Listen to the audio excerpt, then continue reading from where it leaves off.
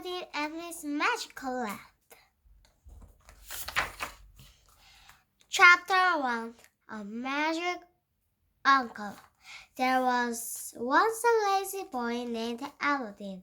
His dad, who had to run the family business along, died of worry. Aladdin's mother was in despair. One day, Aladdin was messing around his uncle when a man came up to him. "Aladdin!" he cried. "It's me, Uncle Avenger, your father's long-lost brother. I didn't know I had an uncle. I've been away for many years."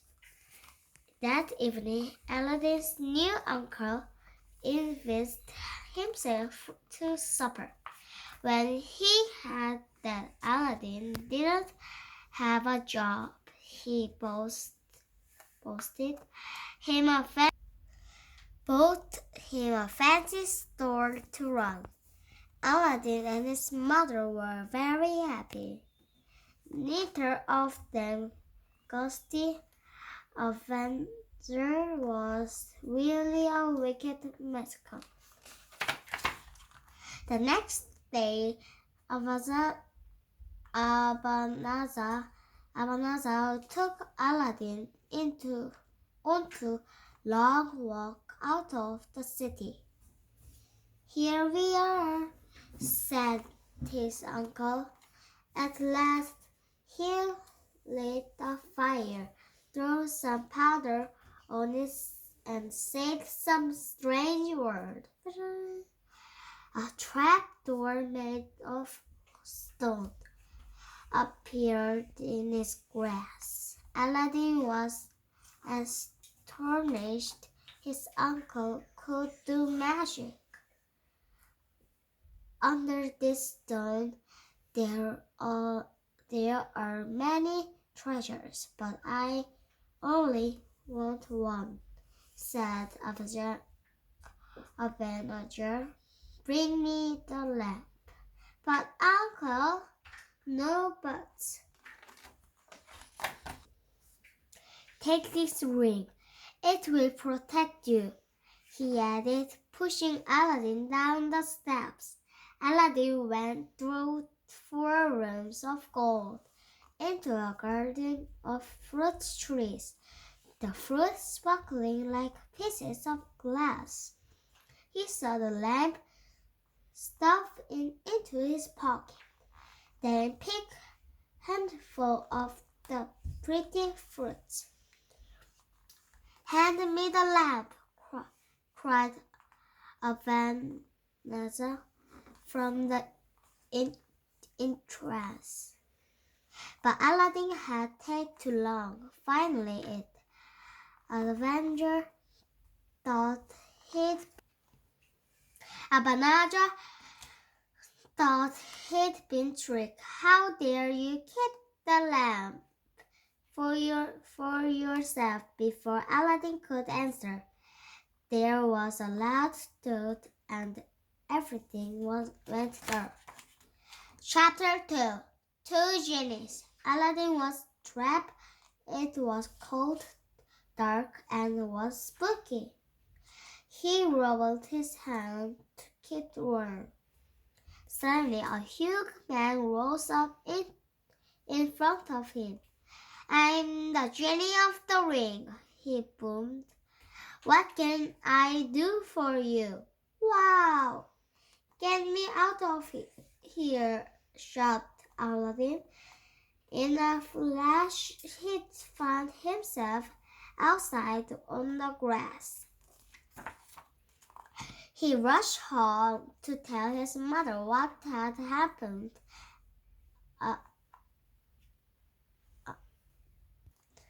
Abanazar can't be my uncle. He did a magic thing and tried to kill me," he cried. "You had your story," said his mother. Now what Now what do you want for supper? I sent that old lamb to buy some food. He started to polish the lamp and jumped back in a fight as a giant man pulled out. I'm the genie of the lamp. Your wish is my command. Do you have any food? Asked Aladdin. I'm strange. I'm starving. In an instant, a huge fast appeared on silver plates. The food and wine lasted for a week. When it had gone, Aladdin saw the silver plates. I give you a good price. My price is better. Now life was easy if Aladdin or his mother wanted food. Aladdin just rubbed the lamp and asked the genie. One day Aladdin was at the market selling place when he saw some sparkling jewelries. They are just like a glass fruit. He picked in the cave. I picked in the cave, he thought in amazement. I wasn't glass after all.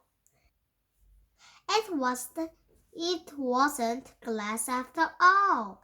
He home. He ran straight home, found the jewelry he'd picked in the cave, and hid them. Chapter 3. The Sultan's Daughter. Early one morning there was a command from the Sultan. Princess Bada al-Budr will go to the provost baths today. Everyone must stay at home. Aladdin wondered what the fuss said about. He hid at the baths so he could see the princess for himself. When she lifted her veil, Aladdin almost fainted.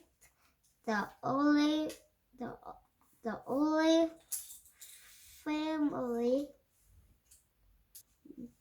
female face he'd seen before was his mother's princess. But Princess Badra was beautiful. He skipped home with starry eyes and a silly smile. Whatever the matter, asked his mother. I'm in love with the Sultan's daughter. He sighed. I must marry her. His mother laughed, but Aladdin was serious. If I don't marry Badra, I'll die, he said. He begged his mother to ask the Sultan for his daughter. Take him this jewelry as a gift, he added.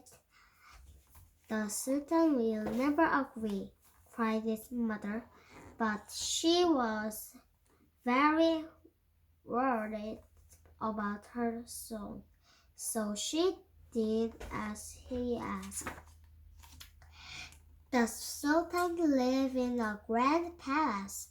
On her first visit, the Sultan didn't ever look at Aladdin's mother, but she went back again and again, until finally he spoke to her. What do you keep coming to my palace? Why do you keep coming to my palace? She told the Sultan about her son's love for Princess Badra. We are not worthy of your grandness, she mumbled, but here is a small gift. I've never seen jewelry so big. Badra does need a husband, the Sultan said. But you said my son could marry her, cried the tin man beside him. The man was a powerful lord called a vizier. He whispered something in the Sultan's ear. Then the Sultan turned to Aladdin's mother. Your son can marry my daughter in 3 months' time, he said. I'm going to marry the princess. I don't true that vizier. Chapter 4 The Wrong Husband. 2 months later, Aladdin's mother was in the city. Everyone was talking about the royal wedding. Princess to marry vizier soon today, shouted a herald. Aladdin moved what? Aladdin's mother rushed home to tell Aladdin the bad news. Aladdin's mother rushed home to tell Aladdin the bad news. He was very upset until he remembered the genie of the lamp. He ordered the genie to disturb the couple that very night, but put the vizier soon out in the cold and bring Princess Badra to me. At midnight, the genie brought Badra to Aladdin's house and left the vizier's son in the dark, damp street. Help! I won't hurt you. You are safe with me, said Aladdin softly. Before sunrise and genie returned. Before sunrise, the genie returned Badra and the vizier's son to their room. What's wrong? Asked Badra. Badra parents at breakfast. You look awful. Princess Badra kept very quick. That evening, the vizier's son prayed for a peaceful night's sleep. But at midnight, the genie came again. After another cold night on the street was vizier's son and had enough. I'm sorry, Sultan, he said. Your daughter's wonderful, but I can't cope with these horrible nightmares. Well, it wasn't meant to be, repeated the Sultan, and he ended the marriage. Chapter 5 Aladdin Gets Married. Before long, Aladdin's mother went back to see the Sultan. Tell your son to send me more jewelries, he told her. I want 40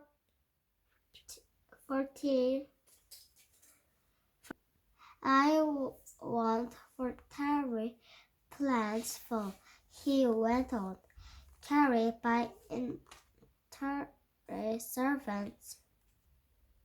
carried by 80 servants dressed in silk. Only then can Aladdin marry Badra. The genie made this easily. Within an hour, a long procession was on its way. The Sultan couldn't believe his eyes. "Tell your son he can marry my daughter right away," he told Aladdin's mother. But first, Aladdin went home for Badra. He described his perfect palace to the genie, and the genie built it.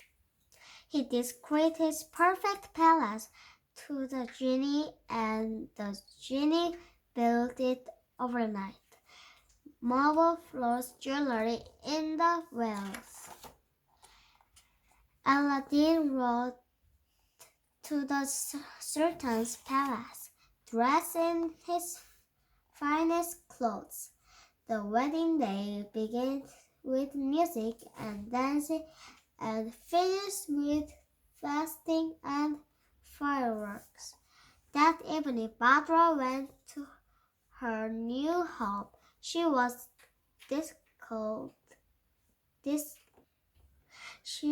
delighted. Aladdin was the most handsome man she'd ever seen, and their palace was the best in the world. Chapter 6.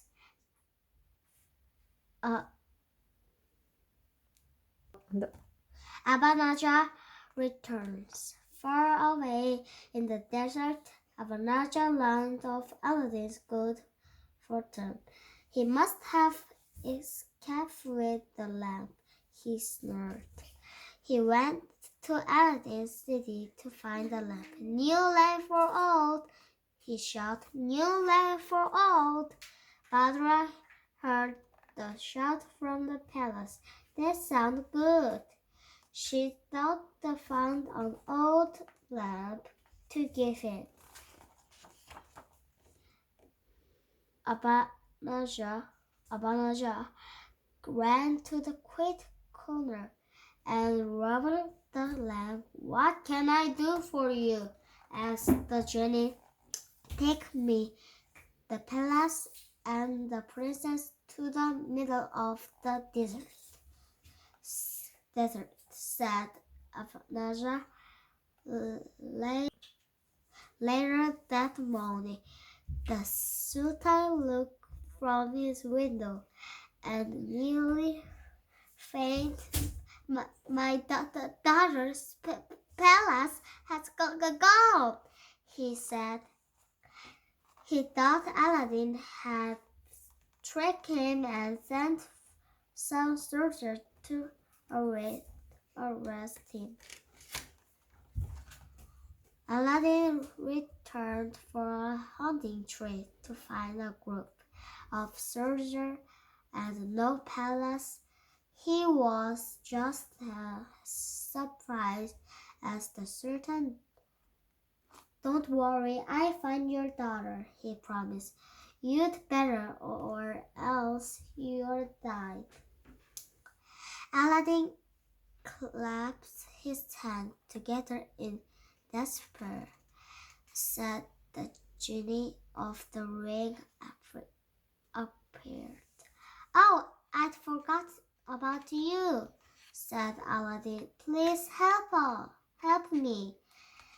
"I can't bring Badra to you," he replied, "but I can take you to her."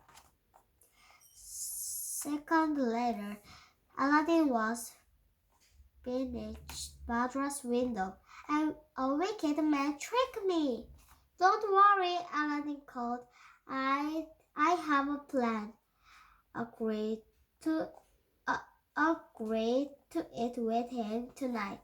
I snuck in with some poison, and you can put it in his wine." Abanaja was so busy gazing at Badra, he didn't see her poison his drink. After one slip, he fell to the ground and died. Aladdin's servants Aladdin searched the palace for his lamp. 1 wish later, he had Badra home. Chapter 7. The Evil Brother. But they still weren't safe. Afanaja had an evil brother, and he wanted revenge. The brother dressed up as Fatima, a holy woman. He stood outside Aladdin's palace, pretending to help people. Badra was very excited to see Fatima and invited her inside. "What a lovely hair," said the fake Fatima. "But if you hang a roc's leg from the dog, it will be even better." The rock was an enormous bird, white lad hue, which laid huge white eggs. Badra loved Fatima's